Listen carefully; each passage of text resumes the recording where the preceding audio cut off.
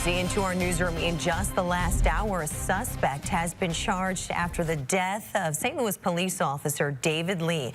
This man right here, Ramon Chavez Rodriguez, now charged with driving while intoxicated, resulting in the death of a law enforcement officer.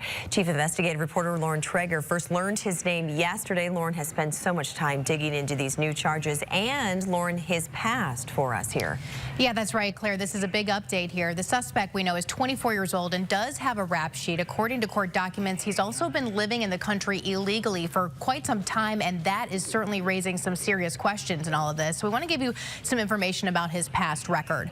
Back in 2020, Chavez Rodriguez was charged with domestic assault and DWI for an incident in St. Charles County. At the time, court records said he was in the country illegally from Honduras, and documents also said he had a prior alcohol-related offense as well. He is actually still on probation for that case, though his probation records say he's pretty much always been in compliance. He actually would have been eligible to get off probation as early as next month. Now, though, we know he is now charged in this tragic case. St. Louis police say Officer David Lee was working a separate accident on Interstate 70 when Chavez Ramirez lost control of his vehicle and hit Officer Lee, and according to court records, pinned him against two vehicles, then threw him several feet.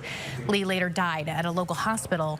Chavez Rodriguez stayed on the scene, was arrested. A blood test, according to documents, found him to be over the legal limit.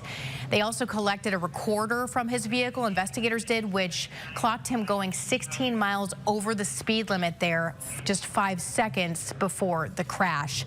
That, according to prosecutors, meant he was acting with what's called criminal negligence, and there is a specific provision in Missouri law for DWI in which a law enforcement officer is killed, but that limitation, that criminal negligence, has to also be met. But that elevates this charge to a B felony, a serious felony.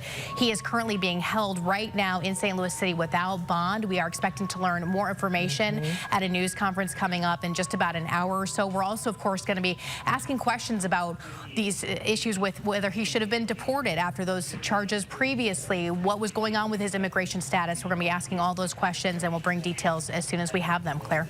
All right, Lauren, First Alert 4, as Lauren alluded to, of course, we're going to continue to update you on this story as we uncover more details. That press conference we are expecting early this afternoon. You can get those updates here on air and in the First Alert 4 news app.